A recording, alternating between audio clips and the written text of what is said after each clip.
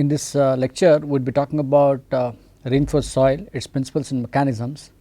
As I just mentioned, in the ground improvement, we have the use of inclusions. Inclusions means whatever, say for example, a steel rod or anything that can be introduced to give a reinforcement effect that helps in increasing the bearing capacity, reducing the settlements and increasing stability in whatever manner you want and all that.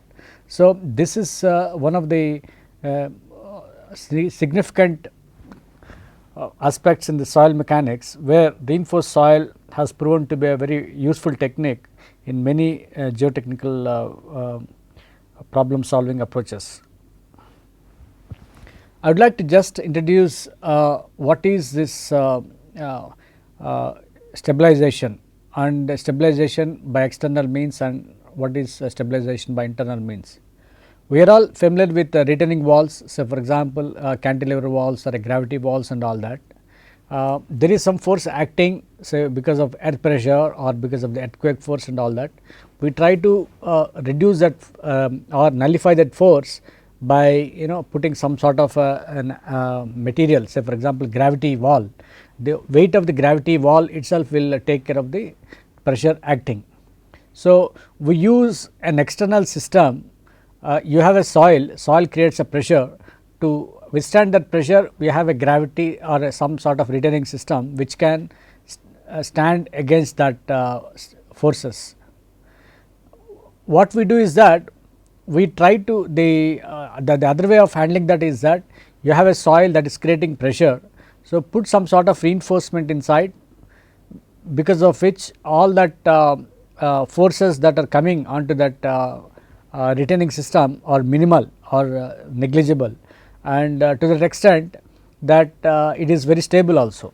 So, what we say is that this is an externally stabilized system, and the other one is internally stabilized system, in which you have reinforcements introduced and they intersect the failure mass and failure surface and deflect the failure surface beyond higher beyond certain failure zones, and there will be higher shear resistance mobilized along the failure plane, and that helps in having higher factors of safety.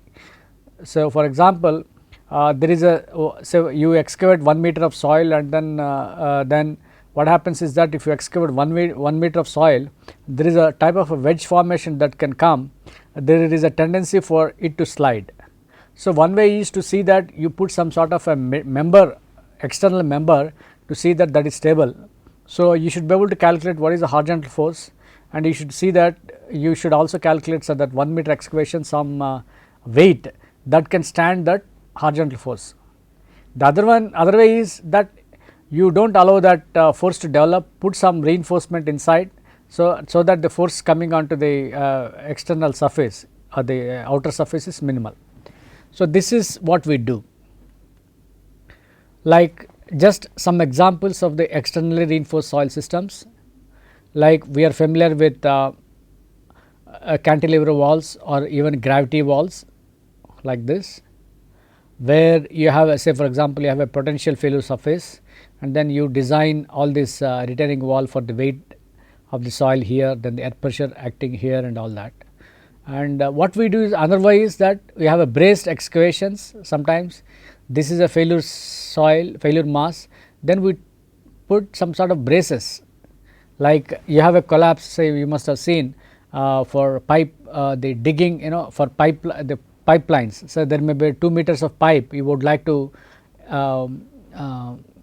put there. So, you have to just excavate a little bit of 2.5 meters on either side, and 2 meters pipe you are trying to place there. So, that excavation should not cave in. So, you try to put some sort of struts like this, tensile members, and then at the bottom also like that, you try to create some system where this retaining wall is stable. The other way is that you try to put some there are this is what we call externally stabilized systems. The other way is that we see that you have a tied back, like this is a failure mass, we know this is a weight of the failure mass. We try to put some sort of anchors here, and these are all tensile elements. we call them as tie backs. Tie is a tension member that we know, and the tension member holds this wedge, say the two reinforcements in this wedge will hold this thing, and this we anchor it here.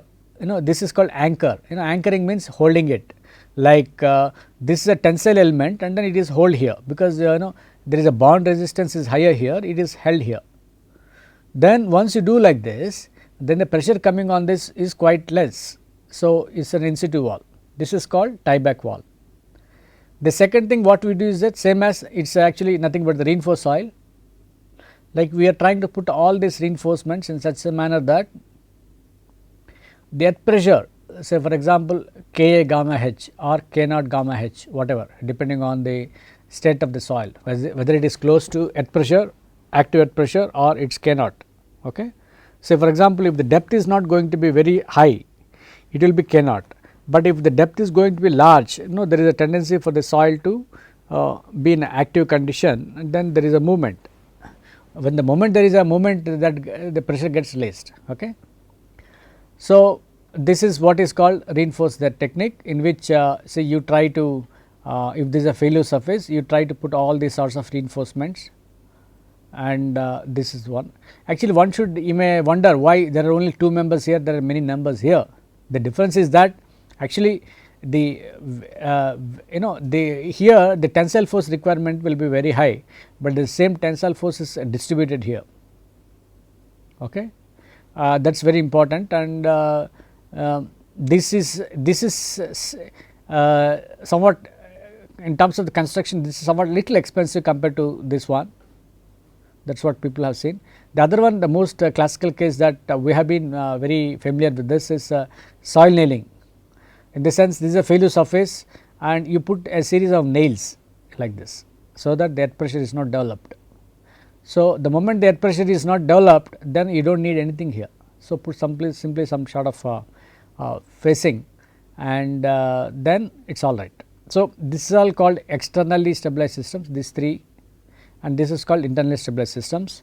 And over a period of time, we have seen that the stabilizing the soil using some of these techniques is much cheaper compared to this, and as you increase the height, say for example beyond 3 meters or 4 meters, or even say for example I was taking the case of 10 meters or 15 meters, definitely they are going to be 30% cheaper, is easier to do. And for example here as you the increase in height is there, maybe you have to go for counterfoot retaining wall, right. Here that distinction is not there, whether it is 10 meters or 20 meters or 30 meters, same technique, but you have to stagger it in some sense, so that it is the factor of safety needs to be calculated properly. How this soil reinforcement technique came is that actually it is people have been using this soil reinforcement for a time from the time immemorial. Like people say that even when you make Ganesha idols, you put some sort of fibers, so that the shrinkage cracks are not there and all that. Here the same thing, like this is a typical diagram. The soil reinforcement technique in the recent times was discovered by one Henry Vidal. He is actually a French engineer working in in LCPC France, where he went with his daughter to play on the beach, and his daughter is a quite young girl, and her job was to take the sand, construct a small heap like this, you see the heap, then jump on it. Then what happens, it collapses, right. But then what she does was that what she did for some time was that she takes all these sort of pine needles there, again jump. What happens, this will not collapse. So, he finds it very interesting, and then he was wondering why this thing is happening. Like the thing is that you can even construct the base width. Say for example, we know that the soil angle of repose is 25 degrees. So, which means that you can't construct a slope beyond 25 degrees. But in this case, if you put this sort of material, you are able to construct slopes up to 50 degrees, which is quite interesting. Then even the height is also more sometimes. So, for the same base width, height can be more, or you can the angle of repose can also be more. So, that is very interesting. So, then he finds it very very challenging, and then goes back to laboratory, and then finds that the friction between the soil and say for example, the sand here is, and then the reinforcement is responsible for this stabilization. Why is that you have a higher angle of repose, or higher, the height is more? He was able to understand that it is because of the friction between the soil and the reinforcing element, and then that leads to some sort of tensile force mobilization, because the moment there is a friction between the soil and reinforcement, there is a tensile force mobilization, and okay, as long as the tensile force is operating, like it is all right, it is stable. So, he after that he goes back to laboratory, does lot of research on many varieties of reinforcement elements, like it can be many things, like steel rods, then strips, many shapes of metals and all that, and comes up with a design procedure to design retaining walls and to control landslides or the slope stabilization problems. In fact, the first applications of reinforced earth technique was in 1966 or 1969, when the first wall was built. In fact, you can see some of these figures in my book, which is on soil reinforcement and geosynthetics, and where the first time they had did this thing, and then they find it, he developed a design procedure. The design procedure is again very simple. We know that the retaining wall has to be safe against external stability, first external stability, in the sense that bearing capacity failure, then sliding failure, and rotational the overturning failure, all these things are there. That is a standard procedure. Now, you have a reinforcement element, and since you have a reinforcement element, it should not lead to stability. So, he was looking at so tensile, see, the thing is, now as I just mentioned, the force, tensile force is mobilized. So, the reinforcement will have some tensile capacity.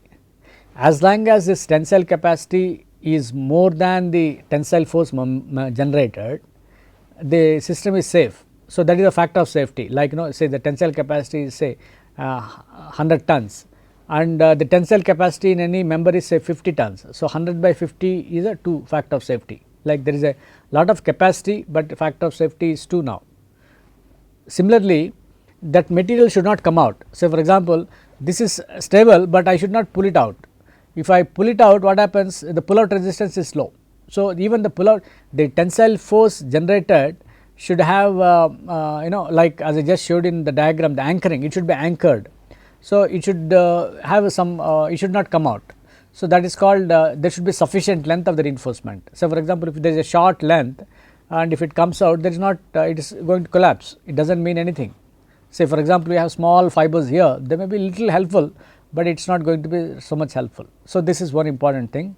So, he finds that actually this is the origin of the reinforced soil technique, and after that he developed that, as I just mentioned, went back to the laboratory and perfected this technique. This is another small example. You put some layers of reinforcement in anything, and you just stand on it, definitely this becomes like this. You can't say already can see that his leg is embedded in soil, and they have equal height, weight, volume, everything is same, except that you have a reinforcement here, everything is same except that they have a reinforcement here. You can see that it is able to support his whole weight, but here it is not that. So, this is actually why is it, because this reinforcement element is taking care of the friction. I will just show you that. You can see in this figure that, see, you have an element and you apply some load sigma 1, and it attains equilibrium, it goes to sigma 3, right. So, you have vertical displacement delta sigma v, then horizontal displacement delta sigma h by 2 on either side. Okay. So, this is in the case of unreinforced system, like I just mentioned, like this.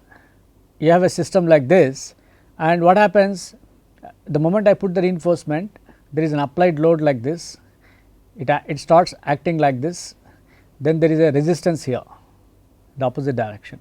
So, it does not move at all, not so much, there is a small movement, but the thing is, to generate friction it has to little move, little small movement is required. You can just see that it is delta V r, delta H r by 2, it can be very small. So, but then you can see that there is a it does not collapse at all, like we have seen that particular figure. So, this is a principle of reinforced soil, in which there is what is called this reinforcement. It is like you are applying extra pressure, confining pressure on the other side, so that whatever is a vertical force, there is a lateral force that is coming here, right. So, that much, that is what is I meant by pseudo confining pressure. So, there is because of the friction between the soil and reinforcement, some sort of pseudo confining pressure is introduced, which makes the system stable, unlike this case where there is a total collapse, right. So, this is a very simple principle, and to operate it very effectively, some more requirement is there. That here another example, like suppose the soil, as I just said, it is at rest, so this is actually, this is a Mohr circle, this is a normal stress, this is a shear stress, and this is a friction angle of this, and actually this is as long as in the previous diagram we have seen that there is a vertical force and then there is a confining pressure developed, which is nothing but, as I just said, extra confining pressure, which you can say is K naught times sigma V, lateral stress is K naught times sigma V. So, as long as K naught is there, K naught means at pressure at rest, the soil does not move. But as the moment there is a small yield, like if say for example, if the pressure increases, there is an yield, what happens? So, this is actually this is say sigma 1, K naught or sigma V, this comes like this. So, as long as the Mohr circle is here below this line, there is no failure, right. So, you apply some more force sigma V, it again mobilizes equivalent pseudo confining pressure K naught sigma V, like I may just increase the sigma V, and then again there is one more circle that can come here, and it can K naught sigma V. So, as long as the circle is within this, below this line, it is safe. But then there is also a possibility of little yield, if there is a friction between the soil and all that, it may touch this thing. So, essentially our objective is to see that these two conditions, like essentially it should not or it can even get chopped off, tensile failure, it can, because you keep on applying higher normal stress. Say for example, if there is a slip circle here, like you keep on increasing K naught into sigma V, then the failure surface, if it is within this, it is all right. But if it touches and then there is also a little bit of yield, then it leads to some sort of it may touch this line. So, our objective is to see that these conditions are avoided, like tensile failure should not happen, and as well as the pull out failure should not happen. That is the whole principle. And this is another example that we would like to mention, like what happens if you put reinforcement. Say for example, sigma 1 u unreinforced soil, and then this is sigma 3, and if you so like, so this is at and then you have two circles actually, okay, both are unreinforced. So, what we say is that if you put confinement or reinforcement, it behaves similar to a composite. Earlier you have a reinforced soil of only for these two, it is a friction is there, which is corresponding to unreinforced soil, and by this process of additional confinement, what we have done is that there is a cohesion that gets developed, that gets mobilized, we try to say that, and it is called pseudo confining, pseudo cohesion. So, like we introduce some sort of pseudo cohesion. Earlier it was only C is 0 and phi equal to some number, say 30 degrees. Now, because of this, like the failure, the thing is, earlier that you had two circles. Now, for the same sigma 1, you have a higher normal stress taking, I hope you can understand that. It is a sigma 1 without reinforcement. Now sigma 3 is same. Then what I did, I put some sort of reinforcement and I applied load. So it yields at a point called sigma 3, right. It yields at a point called sigma 3, and so how do you now I can get a tangent here, I can draw a tangent. So this extra confining, this is what is called C cohesion, you have this advantage. So for the same normal stress, it is able to, because of the higher, we are trying to represent the effect of reinforcement by this cohesion, that is what it means. Okay. What you are trying to do is that we are trying to characterize the effect of reinforcement, that is what we are doing here. Okay. Because if you are trying to design a reinforced soil, what is that, one understanding is that it increases cohesion. So in a factor of safety calculation, if you know how to calculate C using reinforcement, so C equal to 0, phi equal to 30, say it gives a factor of safety of 1.2, then put C equal to 20 kPa and phi is same, then the factor of safety could be 1.8 or something, which means safe. So that cohesion you can calculate here. Okay. This is what earlier people are doing. So the advantage, people have realized that reinforced soil technique is going to be very effective. So it has three components. One is a reinforcing element like a strip or a grid or a sheet or anything. Then facing units to prevent soil from erosion. It can be precast concrete panels that we see, metal sheets and plates, gabions, welded wire mesh, shotcrete, wrapped sheets of geosynthetics, anything. Then backfill soils, you have some specifications here that we will discuss. You can have local soils, marginal materials, even fly ash can be used. In fact, I have used fly ash in many of at least 2 projects. Why is it the technique has been effective? Actually, the thing is that we should see why the reinforced soil is effective, and from technical angle and as well as economic angle. In terms of the technical advantages, see, if there is a force, like it reduces the forces in the soil which cause failure, like there is a disturbing force and earthquake force acts in the opposite direction, which means that it reduces the forces in the soil which cause failure. The another important thing is that shear resistance of the soils does not dominate the design. Like earlier we had only C and phi. For example, if the C is not there, it is only a sandy material, it fails, that is it. Because if you just do any stability calculations, C will have a very big effect than friction between the two. Like in any stability calculation, use any slope stability program, you have to give C, you have to give phi, you have to give gamma. So gamma has a minimum not so much effect, but friction has good effect and cohesion has the highest effect. So but then suppose you take a sandy material, cohesion is very low, then it gives a problem, the factor of safeties are less. Now with reinforced soil, you are able to give cohesion, and now you see shear resistance of the soils alone does not dominate the design. We do not need to bother about whatever is the shear resistance available is okay. Now you are putting a reinforcement and increasing the shear resistance, that is an advantage to whatever you want.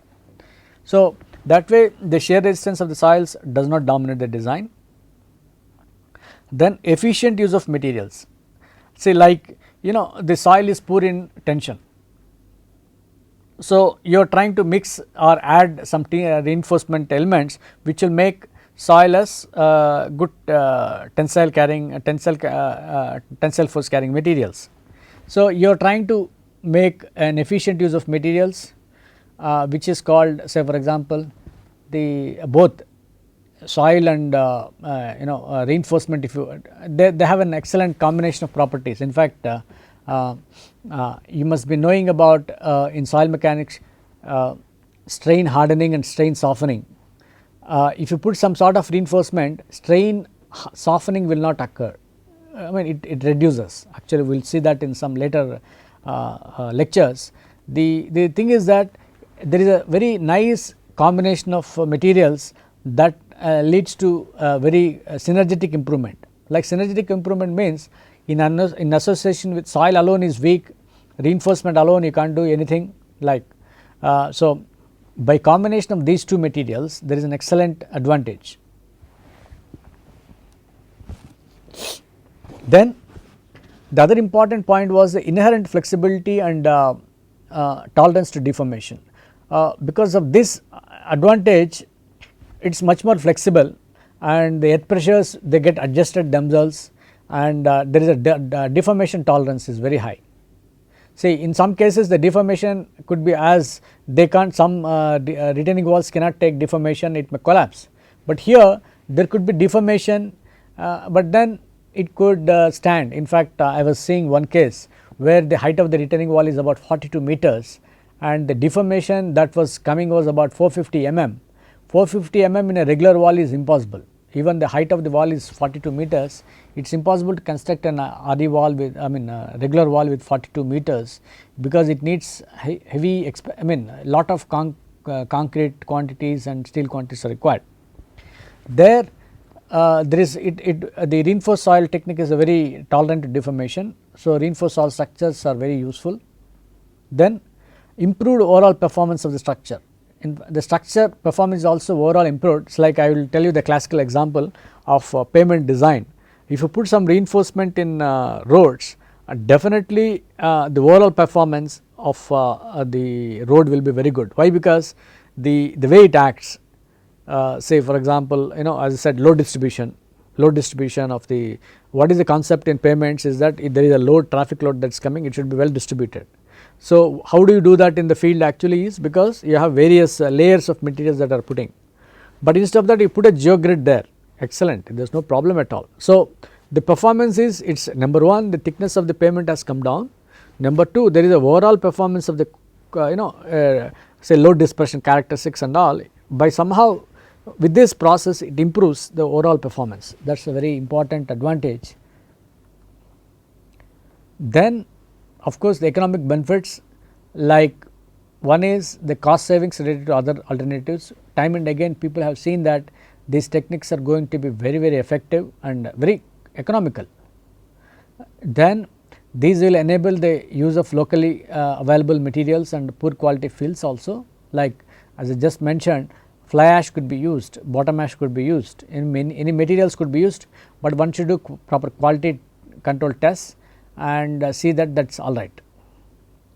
The other one was the land acquisition cost. In many cases I showed in the previous case, like a railway line is there, land acquisition cost, and either side you have to construct big slopes, say for example 1:2 slopes, like 2 horizontal to 1 vertical, 1 vertical to 2 horizontal. If you just want a 10 meter embankment, 10 meters plus 20 meters on the other side, you have to say that 20 meters is required on either side of the road.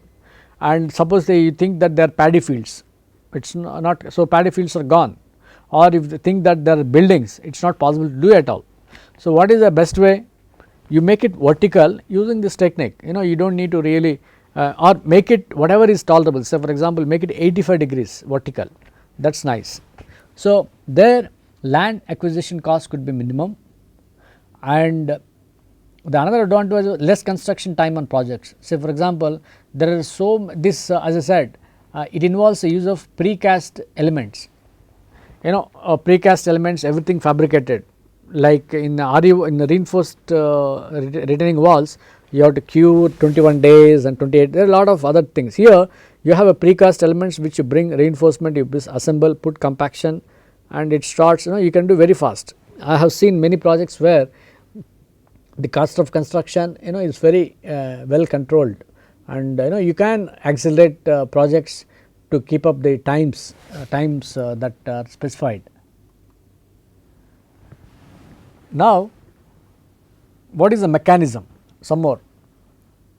What we saw is that we have seen some idea how reinforcement can be effective. We will understand it further. This is unreinforced soil slope, this is a shear resistance and the failure surface, and on the either side you have a it tends to fail, and then there is a resistance along this line and all that. Now, you are trying to put a reinforcement here, 1, 2, 3, there are 1, 2, 3, 4, 5, 6 layers of reinforcement, and they have an inclination at some theta degrees. Okay, you have to the failure surface, these are failure surface, and then it is an angle theta, this reinforcements are placed. So, how does it act? We have to see and quantify, we will see that. See, this is analogous to a direct shear box. You apply some vertical force, there is a shear force, right, and what happens, this is a soil without reinforcement, and in this soil element which is under shear, there is a compressive force, like because of this movement in this direction, there is a it is compressed in one sense, like, so there is a compressive strain, there is a tensile strain, like in this direction it is a tensile stress is acting, and in this direction there is a compressive stress acting, both are perpendicular. And how do you get the shear force? Shear force is nothing but, I assume that it is sand, C plus sigma tan phi, right, or P resisting force is nothing but PV tan phi. We know the friction angle of the soil, and like shear stress, shear strength equal to sigma tan phi. It is not strength now, it is just a force only, because we know the area of cross section. So, we try to put as this. Now, what is happening here? If you put a reinforcement, what is happening?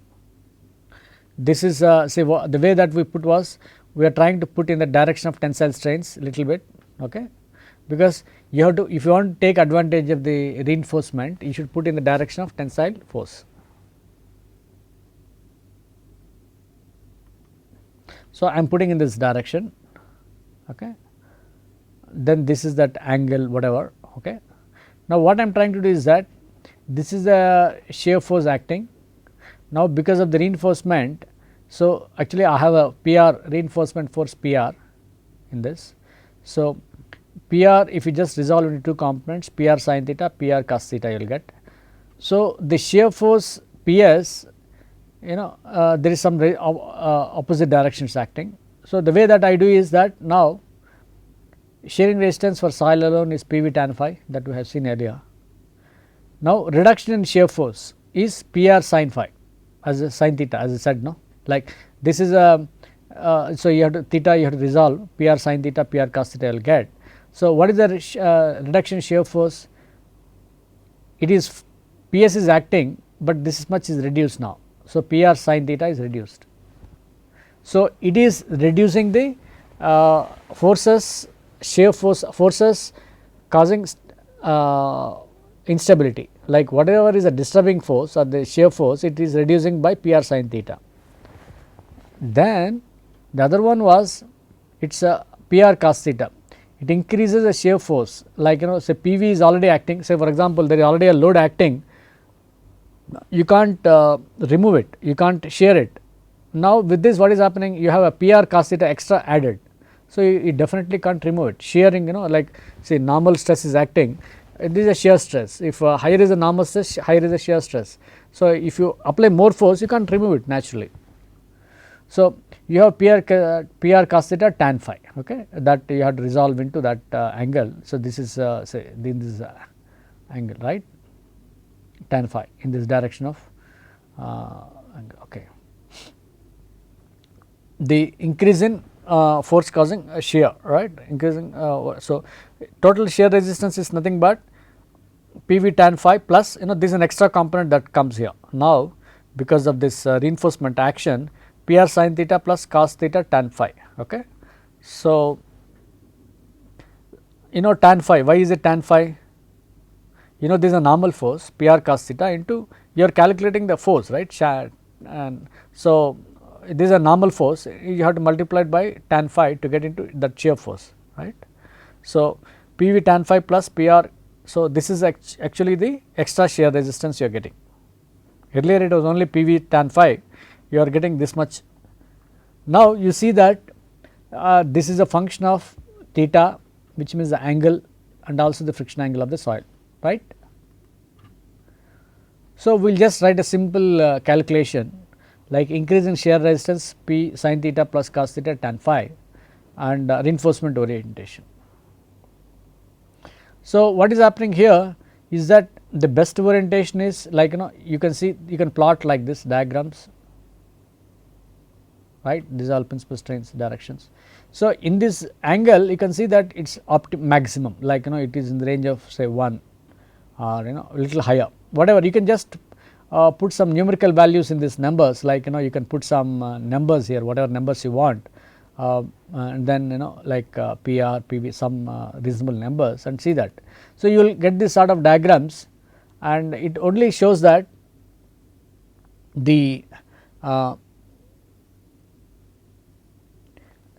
between 30 to 60 degrees the angle of inclination, okay, there is an optimum benefit, and it increases as phi of the soil is more, that is all it shows, like, so that is good. So, this particular thing leads to the condition that, say for example, it is a very interesting observation that say I will take the previous example.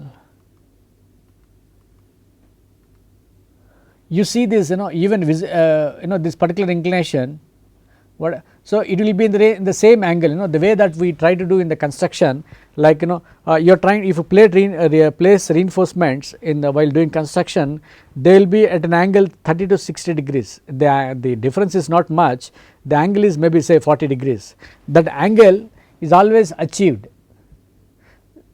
In the case of footing, how the bearing capacity is there, failure surface is like this, you put reinforcement like this, it intersects the failure surface in the same angle, roughly 30 to 40 degrees. So, what it means is that in many geotechnical operations, it is very easy, very nice to use this technique, like normally what you are doing in geotechnical thing, you just put a layer of soil and then put a again put one more layer and then compact it, put one more layer, compact it.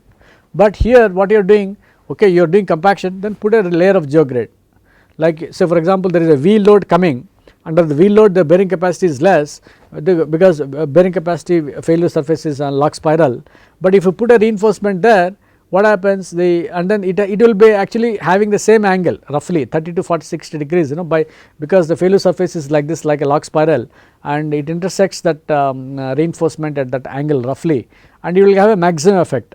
So, for reinforcement applications of bearing capacity or even slope stability and many of these things, it is an excellent technique, because number one, you can do it very easily in the field, number one.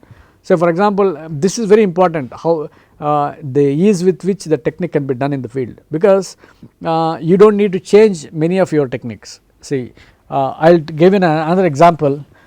People have discovered that pre-stressed concrete is very useful in RCC construction, but the technique itself is so specialized. You will not have many pre-stressed concrete structures specialists, and you have an RCC specialist, suddenly you can't ask him to become a pre-stressed concrete expert.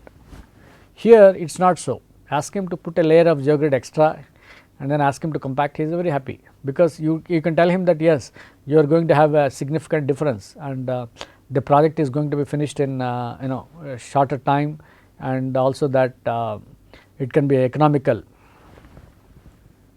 So, this is precisely the reason that this technique has been very useful in geotechnical construction, whether it is for the improvement of slope stability by nailing, reinforced soil, or improvement of bearing capacity and all that. So, in a simple say, it's yes, it is very useful. And one more, so this is precisely the reason that so for example, you can see like between about 40 degrees to about 60 degrees, whatever is that you have a failure surface, and then if you put a reinforcement, the angle is not in the same range roughly. So, that is an advantage.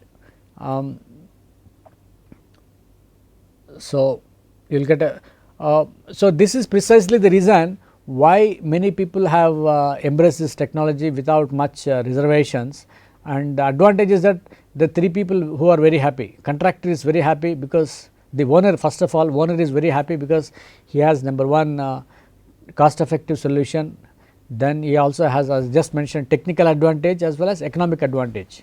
Then the contractor, first one is owner is very happy, then the designer is also very happy because he is able to give some design now using this reinforced soil. You can simply has to say that yes, you put a reinforcement like this, you will have a good benefit. The third one, contractor is also very happy because he is able to finish the project very fast, and it has been very useful. So, these 3 groups of people, if they agree together, then it is nice, right.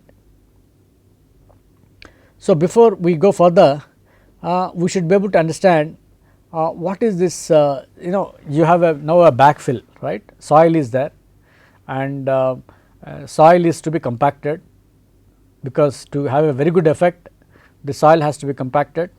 So, this is a backfill soil properties, like we know that if you have a say normally we are trying to use sands as backfill materials in many of the flyover projects, and so loose sand will behave like this, okay, like it reaches a critical volume, critical state volume at this point. Then you have peak. In the case of dense, it is like this. This is what I was mentioning as strain softening, right.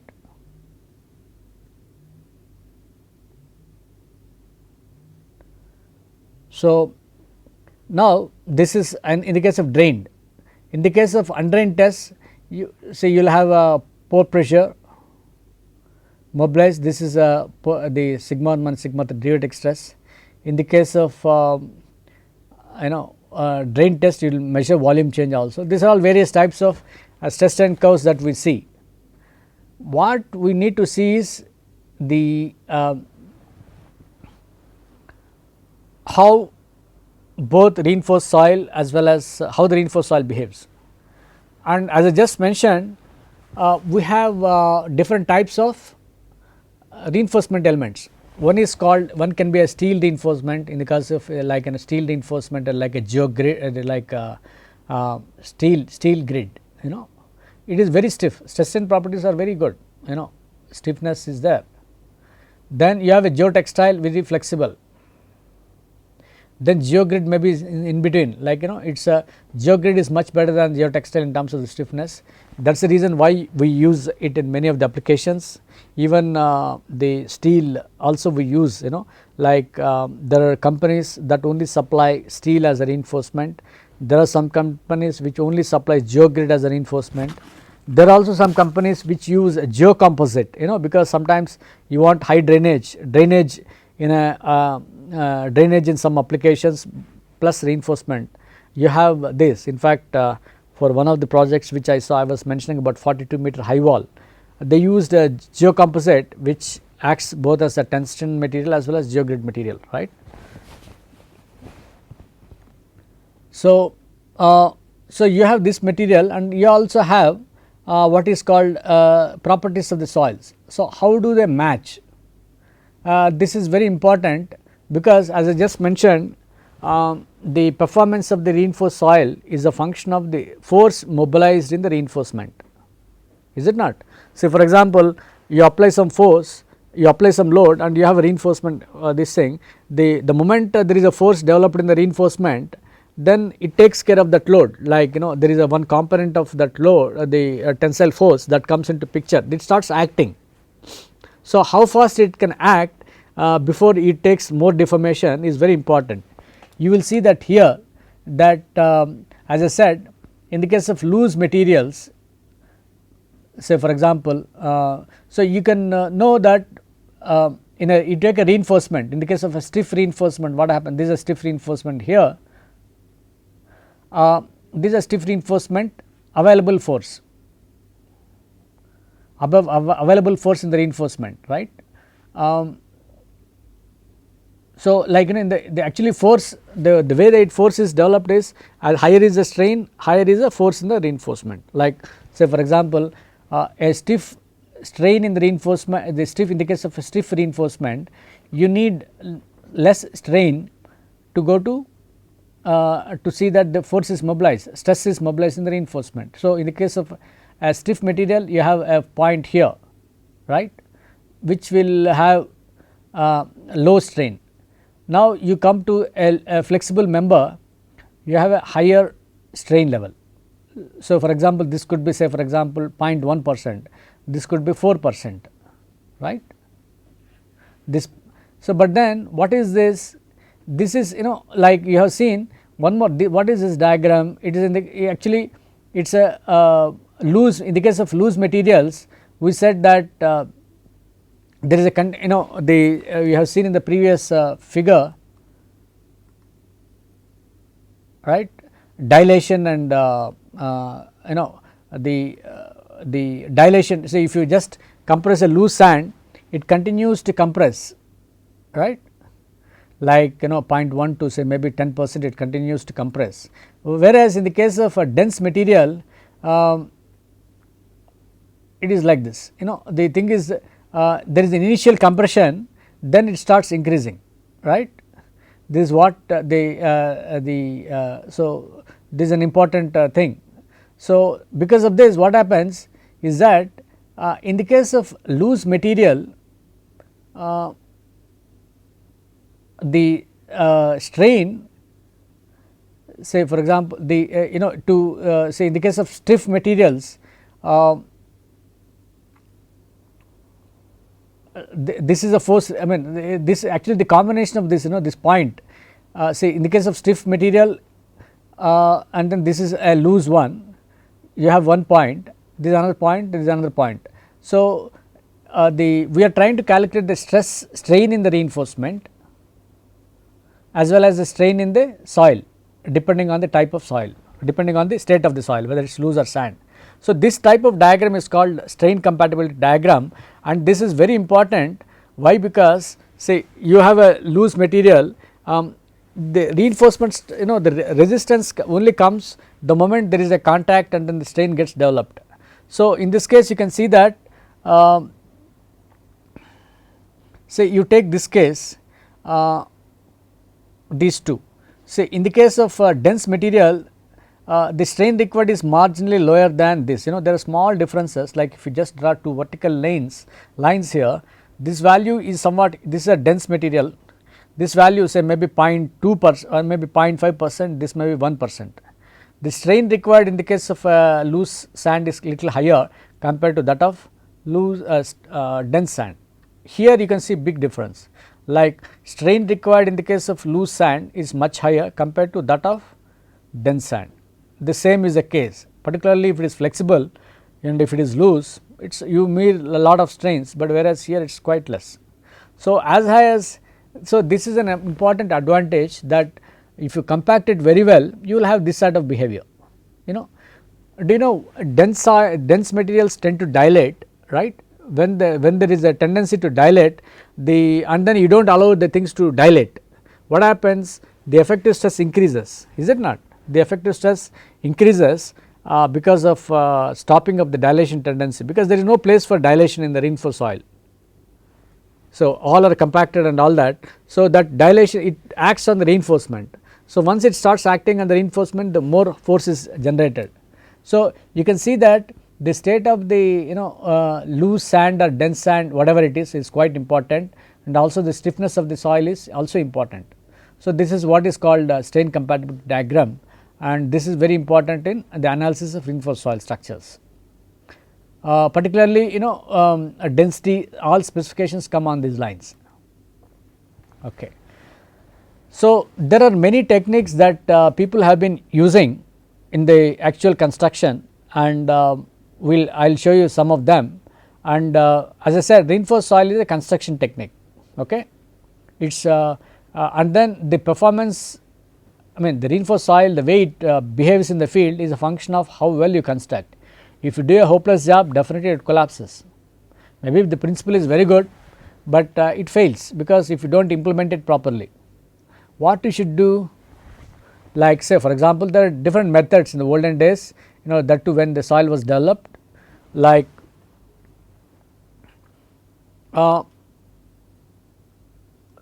this is called concertina method. This is one of the methods that is quoted in literature. Like you take some, they are all in sheets, you can have aluminum sheets or whatever sheets, because I told you, if you have a reinforcement like this, the earth pressure coming on the facing is minimum, but then what happens, you are trying to connect the facing and the reinforcement, is it not? You have to connect it. So, because of that some force gets transferred to the reinforcement also. So, for which say for example, there is so much tensile force. How do you calculate tensile force? At any point is nothing but say for if geotextile you are using, geotextile has more tendency for deformation. So, I use Ka, Ka into sigma V will be the horizontal force acting, and suppose I am talking about SV is the vertical spacing and SH is per meter length. So, I am using say per meter length of the geotextile Ka into SV into Ka into sigma V into SV will give me the horizontal force acting at any point, is it not? So, you know the spacing and you know the vertical stress is nothing but gamma into height. So, gamma B, you know, bulk density. So, you will be able to know what is the lateral force, and that much is a lateral force that should be generated by friction, so that it acts in the opposite direction. So, that much force you can calculate by this expression like which I said Ka into sigma V into SV. SV is a vertical spacing. So, that gives a horizontal force at any point, and that should be equal to the tensile force in the reinforcement say per meter length of the. So, I said 10 kilonewton per meter or 15 kilonewton per meter, like what it means that okay, it needs that reinforced soil wall needs 10 kilonewtons in the opposite direction.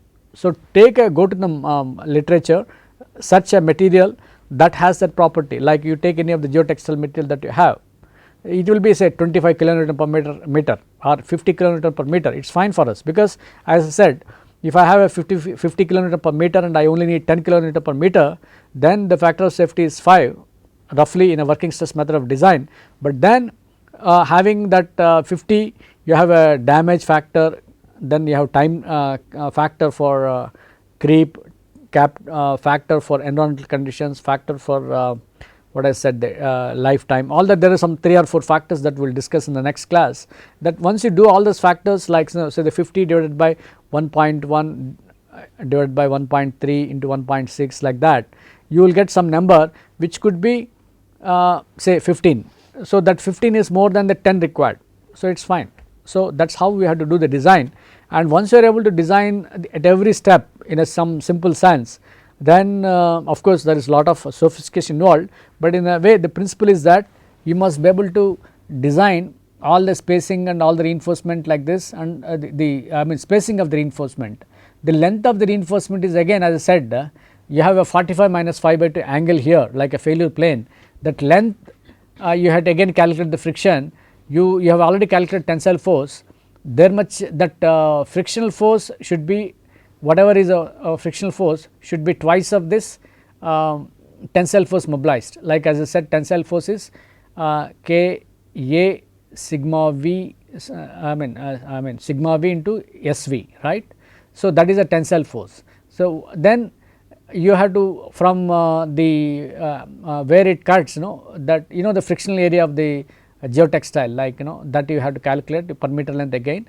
If you are able to calculate friction force along the geotextile, if it is more than twice this, it is all right. That is how the simple design is done, and the way that it is practiced in the field is that you have a concrete panel facings and you have some sort of this thing here, like so. This is in some spacings of 250 mm, it is in terms of the compaction lift thicknesses, and there are different methods of doing that, and we will see more of this in the coming classes, because this is one technique that has made a very big impact in infrastructure, construction of flyovers and all that. Okay. This is another one that I would like to show, like say for example,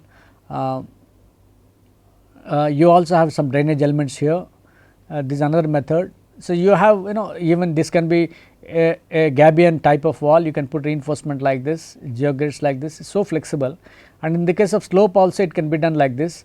Actually you can have different types of facings, this is, we call it full height facing, like as I said, in one case the way that we did was that we made some members, 2 members we put directly concrete into that, put joined, see the geogrid was inside this, then we had a shuttering like this, then put some RCC, just to have a facing. You can do a lot of things, and as I just showed the other day, you also have what is segmental blocks. Segmental blocks means, see, this may be a big height panels may be difficult to handle, but you may have a simple what is that it's interlocking concrete wall blocks, where which can interlock, and to one fellow can lift it and put it, the other fellow will take the reinforcement and stretch it, then you compact it here, then again one fellow will put this and then put this, and like this, they keep on doing it, and then you do whatever you want. So, that is it. So, once the design is complete, essentially we are looking at the set pressures and all that, it is very safe, because safety is very clear. I showed you that fundamental principle in which as long as a